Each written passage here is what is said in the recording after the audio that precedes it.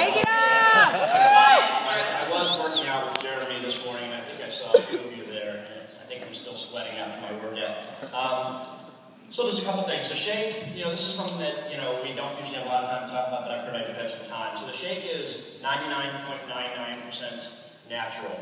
It's made from non-GMO, means it's not genetically modified soy. People freak out about soy.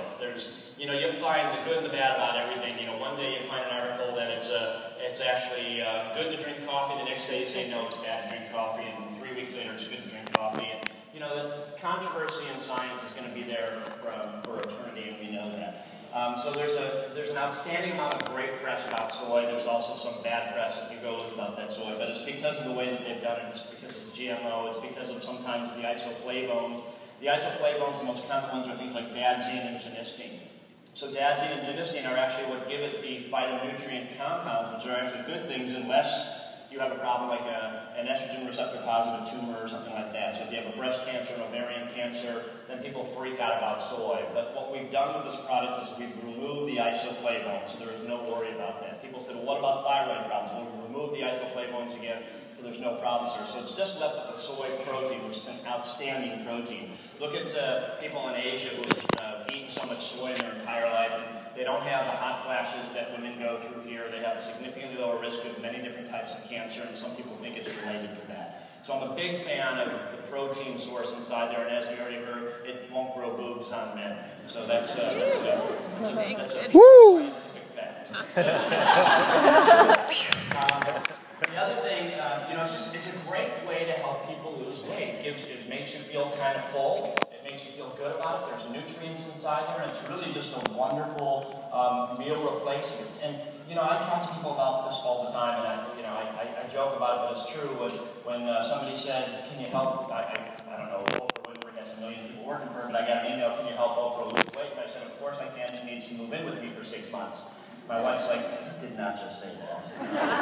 I did. She said, "You want Oprah living here?" I said, "I don't know, kind of fun. Does she like cats?" Does she like dogs? She's like, so anyways, it didn't happen, by the way. But, I know for a fact that we can help people lose these things and lose weight and be healthier, but it is a lot of behavioral changes as well. So, I love the concept of the challenge and getting people and getting friends involved to help you do this, because it's not easy to do this on your own, and I'm not asking you, and nobody here is asking you to do this on your own. Get your friends and family involved and do this as a challenge. But back to the shake, one other thing that people get a little bit upset about is like the sucralose that's inside the shake. And so sucralose is a really interesting compound. It's got about 110 peer-reviewed studies to show that it's effective and safe. It's been approved by over 60 different countries. It's been reviewed by toxicologists, pediatricians, hematologists, oncologists for its safety background. It's about the safest sweetener out there that you can possibly use. The other thing is that what are the alternatives? There's really no great alternatives except scoops of sugar. We know what Coca-Cola and Pepsi and things are inside there. I mean, one bottle's got 250 grams of sugar in it, which hardens your arteries, gives you heart attacks, increases your risk of stroke, and makes the world obese. New York has already cut down on the fact of allowing you to drink only so much of this stuff because it's so bad for you. So there's not a lot of great alternatives. This is absolutely the best, in my opinion, way that we can sweeten a product so it doesn't taste like tree bark. Nobody would be eating it if it tasted like tree bark, right? You'll give it, maybe, if anybody's old enough to remember, you'll give it to yeah, right? 3 people.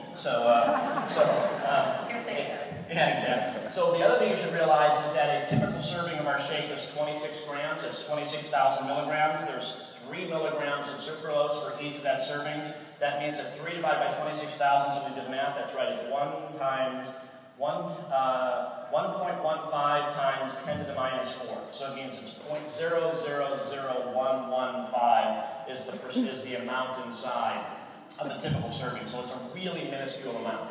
And everybody says, why not xylitol? Well, xylitol is an alcohol sugar, and it causes diarrhea in 1 out of 5 people, and if the dog gets a taste of it, it'll kill a 40-pound dog. So it's also not approved in a lot of countries. So people say, okay, well, why not agave? And the agave is actually great, except that it's 90% fructose. Fructose is another high sugar content, not very good for us. And the other one is why not stevia? And stevia is a nice natural product as well, but it tastes like black licorice, and a lot of people don't like the aftertaste and the flavoring of it, and it hasn't been well approved. So the bottom line is that these things are very safe, they're very effective, and they've helped millions of people lose millions of pounds.